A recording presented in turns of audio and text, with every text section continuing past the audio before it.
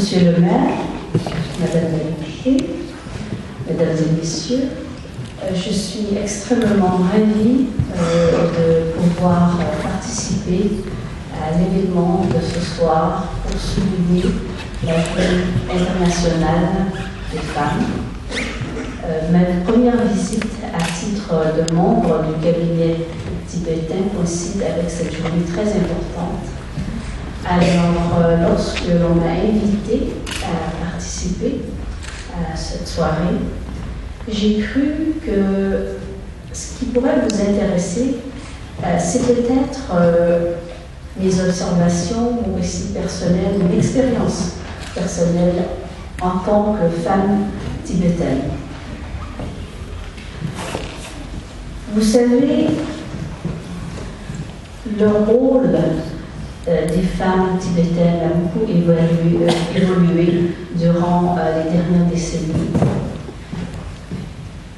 La situation, les femmes tibétaines sont des groupes hétérogènes, plusieurs dimensions au rôle des femmes selon l'évolution du temps, selon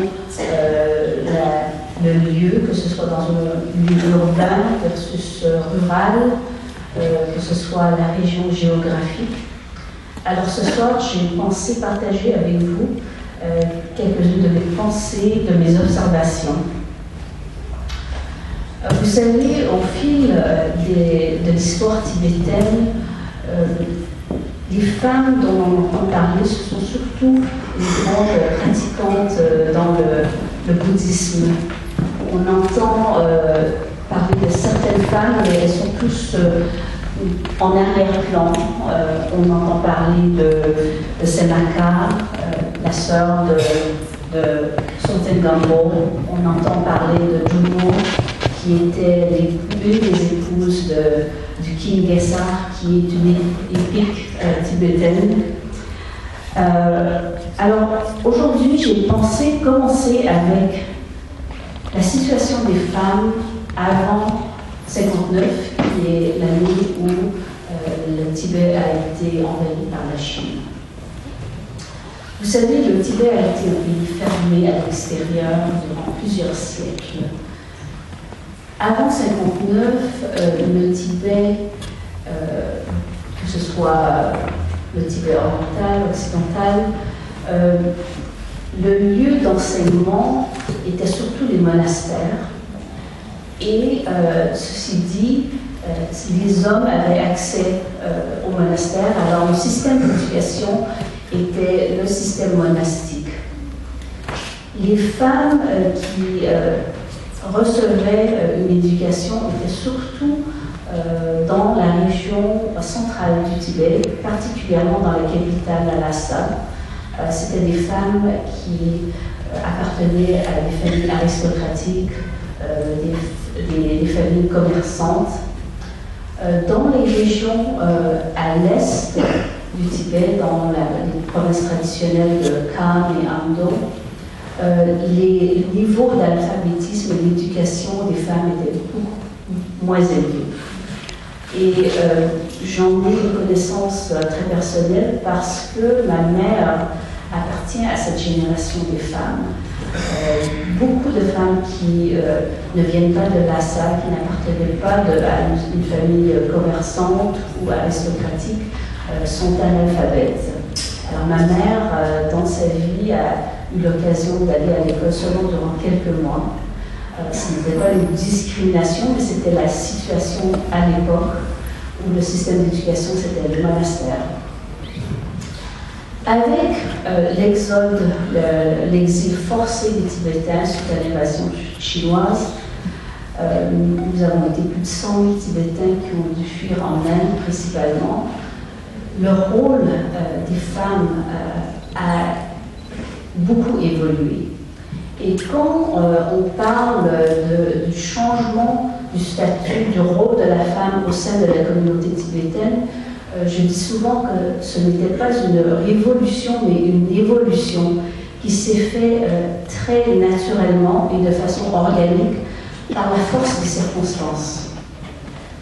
Quand nous avons dû fuir en exil, les femmes ont dû prendre un rôle beaucoup plus public dans leur contribution à la société tibétaine. Évidemment, les femmes qui pouvaient occuper ce genre de poste-là étaient souvent des personnes des femmes qui avaient réussi à avoir une éducation au Tibet. Alors c'était des femmes qui venaient de familles aristocratiques, des sœurs de sa sainteté de Dalai Lama. Alors ces femmes ont joué un rôle très important dans l'établissement d'institutions d'éducation surtout. Je pense à la sœur aînée du Dalai Lama qui a établi le Homs Foundation à Mussoorie, sa sœur cadette Jesun Pema qui a établi le Tibetan Children's Village. Je pense aussi à Madame Taring de Lhasa, de la famille Taring de Lhasa, qui a aussi joué un rôle très important pour éduquer les enfants de la communauté à cette époque qui était une époque très difficile. Avec le temps, bien sûr, on note des changements, tant en exil qu'à l'intérieur du Tibet. En exil, nous avons développé un système d'éducation tibétaine qui incluait tant les femmes que les hommes. Alors, le niveau d'éducation parmi les femmes a automatiquement augmenté au fil des années. Et c'est cette évolution que l'on continue d'observer. Et cela a continué, bien sûr, avec le mouvement de la population tibétaine en une deuxième étape de l'Inde vers l'Occident, que ce soit en Europe, en Amérique du Nord. J'ai aussi passé, durant les dernières décennies, plus de presque 10 ans dans les régions tibétaines, et j'ai pu constater à quel point aussi la situation a changé et n'a pas changé en même temps à l'intérieur du Tibet. Les femmes tibétaines qui habitent dans des lieux urbains au Tibet et en Chine, que ce soit à Lhasa, à Lhasa, à Xining, Pékin, Chengdu, pour ceux d'entre vous qui connaissaient un peu les grandes villes chinoises, leur statut a évolué de la même façon que le statut des femmes en exil. Elles sont plus éduquées, elles ont une plus grande confiance en soi, plus indépendantes économiquement. Et là, il y a un autre niveau où on voit aussi les femmes dans les régions plus rurales, les régions nomades, les régions agricoles. Et là, malheureusement, il y a encore beaucoup de travail à faire. Pour les régions agricoles, on voit quand même un très grand changement en une génération parce que l'importance attachée à l'éducation est quand même très notable et cela a amené un plus grand nombre de femmes à être éduquées et conséquemment à avoir un niveau de participation plus prononcé au sein de leur communauté. Dans les communautés nomades, le niveau d'éducation augmente tranquillement, mais pas autant que dans les régions agricoles. Alors il y a beaucoup de travail à faire dans ce sens-là. Aujourd'hui, nous sommes le 8 mars.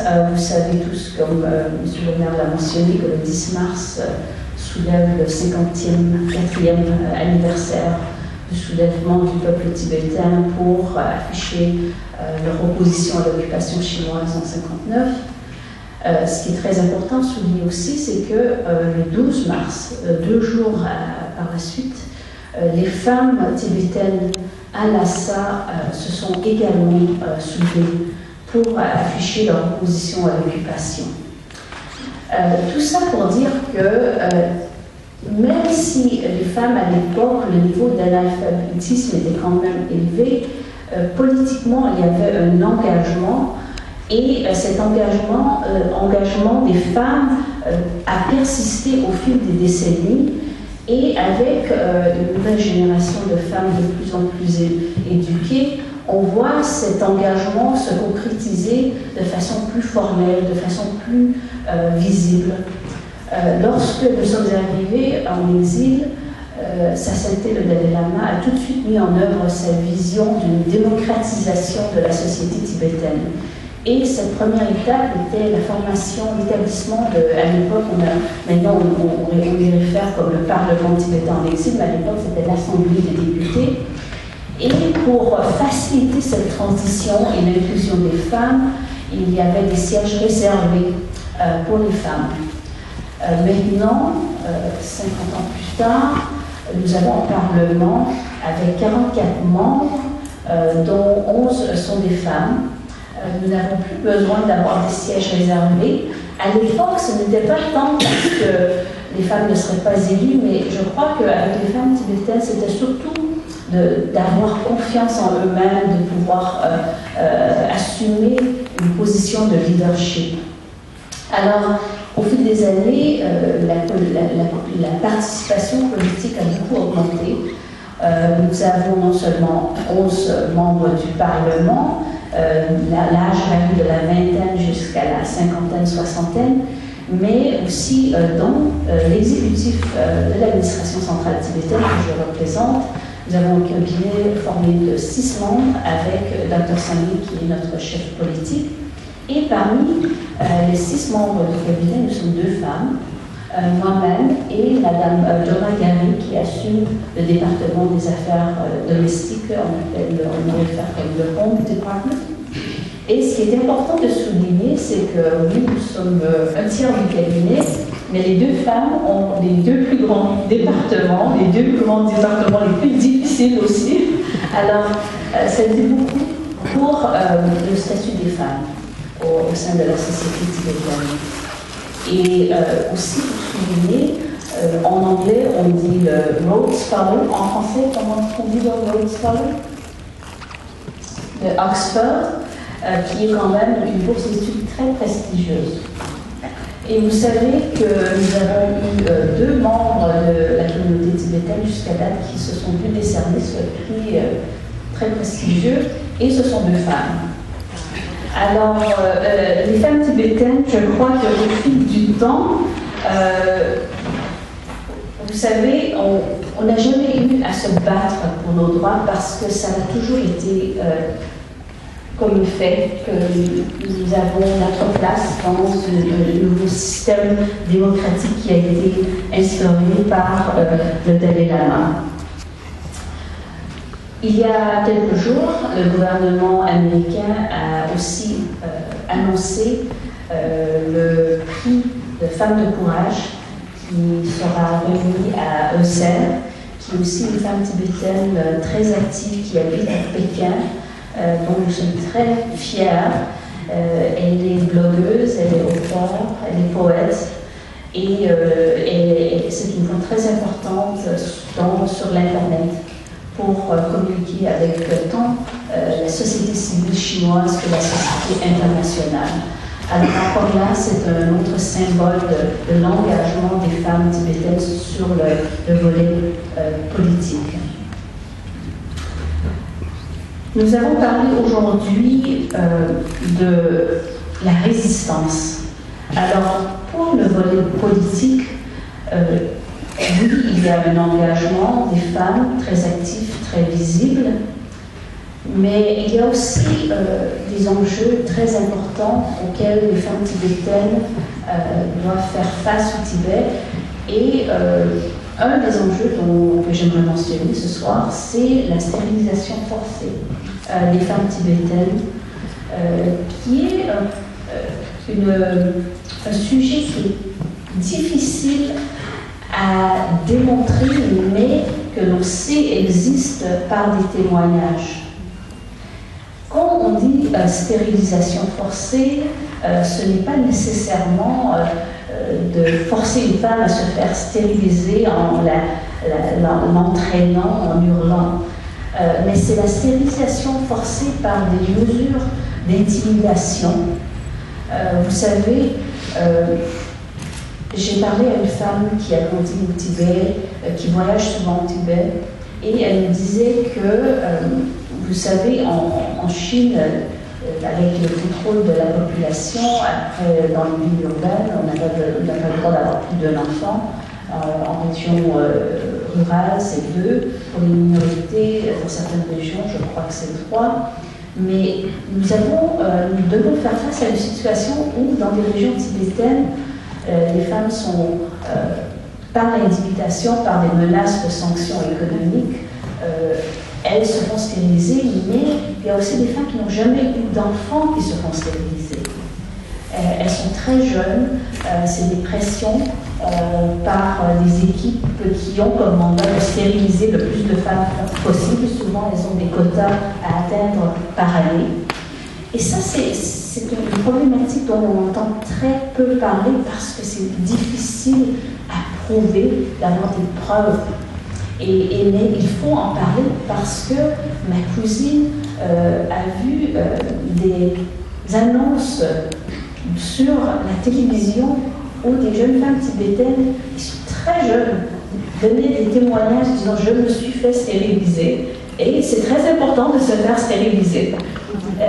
Et je vais avoir une meilleure situation économique étant donné que je me suis fait stériliser. Elles sont très jeunes et c'est un lavage de cerveau. Et c'est très important, cette journée des femmes, je pense qu'il faut en parler et il faut être conscient de cette problématique auquel les femmes tibétaines doivent faire face.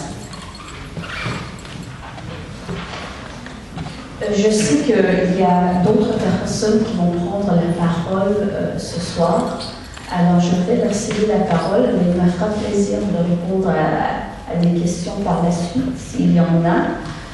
Vous savez, en tant que membre du cabinet, c'est la première fois que je parle du statut des femmes tibétaines.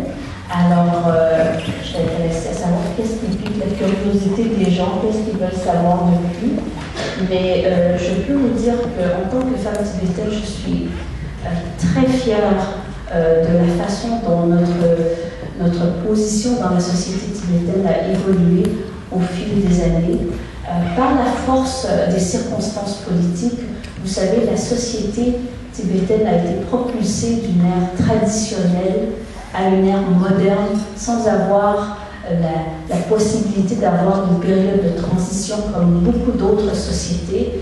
Et je crois qu'en dépit de ces très grands défis, nous avons pu faire cette transition sans avoir à nous battre, où les hommes tibétains aussi nous ont appuyés dans cette démarche. Alors, je vous remercie et je me ferai plaisir de répondre à vos questions plus tard. Merci.